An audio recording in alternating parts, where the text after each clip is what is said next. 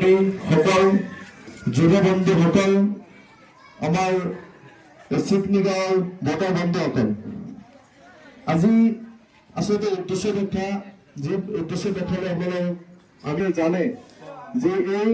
4 number খণ্ডৰ আমি 5জনকৈ সদস্য পাবৰ পথত আমি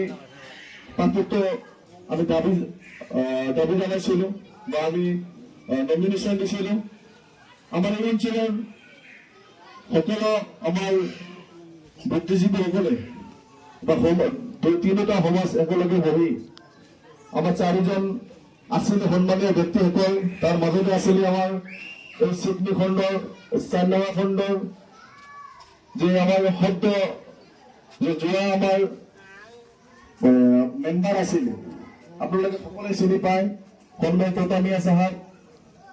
তাৰ লগত আছিলে আমাৰ চিকনি গাঁৱৰ আৰু এজন উদীয়মান যুৱক